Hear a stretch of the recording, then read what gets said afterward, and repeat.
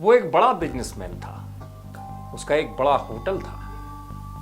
फिर वो बिजनेसमैन जब अपना होटल उसका बंद हो गया, उसके बाद कैसे बन गया वो एक बड़ा नटवर लाल, और उसने कैसे इंदौर वालों को लगाया करोड़ों का चूना।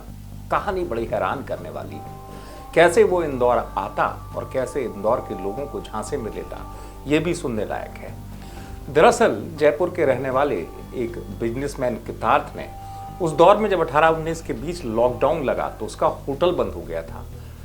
जब उसको कुछ नहीं सूझा तो इंदौर पहुंचा वो, और इंदौर पहुंचकर उसने अपने शातिर दिमाग से रची एक बड़ी साजिश। इंदौर में उसने शुरुआत की एक महिला बैंक कर्मी को झांसे में लेने की, और 25 लाख रुपए कैसे ठग लिए ये मैं आपको बताऊंगा। और ये 25 लाख का आंकड़ा फिर बढ़ते बढ़ते करोड़ों तक पहुंच गया।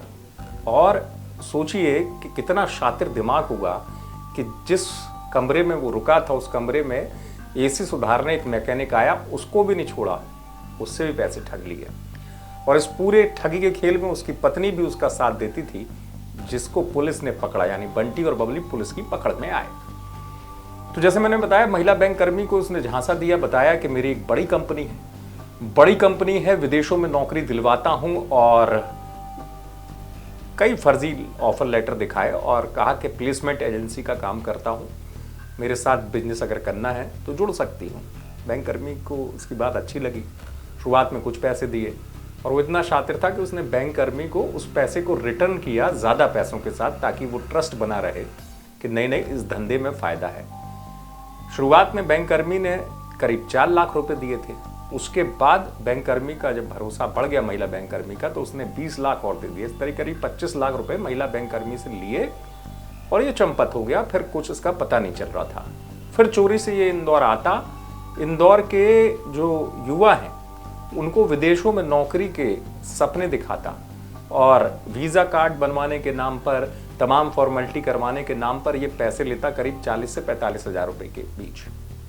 ये किस तरीके से पकड़ में आया और क्या है कहानी, पुलिस अधिकारी बता रहे हैं। लगभग 2 माह पूर्व एक 420 धोखाधड़ी का एक मामला थाना विजयनगर पर पंजीबद्ध हुआ था, और इसमें इंश्योरेंस में एक इन्वेस्टमेंट के नाम से लगभग 60 से भी अधिक लोगों से पैसे लिए गए थे, और इसकी जो राशि थी वो 40-50 लाख के आसपास की थी। इसमें एफआईआर की गई और आरोपियों को पहचान किया गया था, और इसमें कल 2 लोगों को, दोनों पति पत्नी हैं, इन दोनों को गिरफ्तार किया गया है, और इसमें कार्रवाई की जा रही है। इसमें फ्यूचर में संभावना है कि हो सकता है इसमें और भी शिकायतकर्ता बढ़ें, और इसकी जो धोखाधड़ी की राशि भी बढ़ सकती है। दरअसल ये पकड़ में आया, और इसका साथ देने वाली बबली यानी इसकी पत्नी भी पकड़ में आ गई। इसने 4-5 सालों में, इस पर पहली एफआईआर 2022 में दर्ज हो गई थी इंदौर में। फिर ये भागा, अहमदाबाद में रहने लगा, वहाँ भी एक होटल खोल लिया इन पैसों से बड़ा।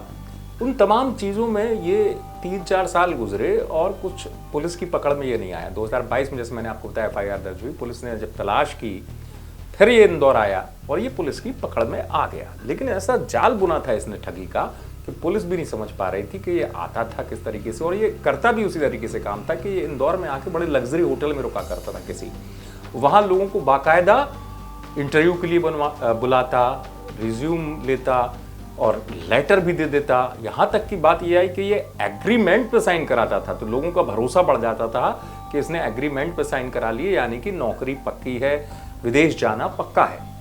जैसे मैं आपको बता रहा था कि एसी सुधारने आए मैकेनिक को भी इसने नहीं छोड़ा था, उससे भी विदेश के सपने दिखाए कि तुझे कनाडा, दुबई में एसी सुधारने का मौका मिलेगा, तू लाखों रुपए कमाएगा, ऐसे झांसा देता रहा। लेकिन कहते हैं ना, पुलिस से कोई ज़्यादा देर तक बच नहीं सकता, कुछ साल लगे।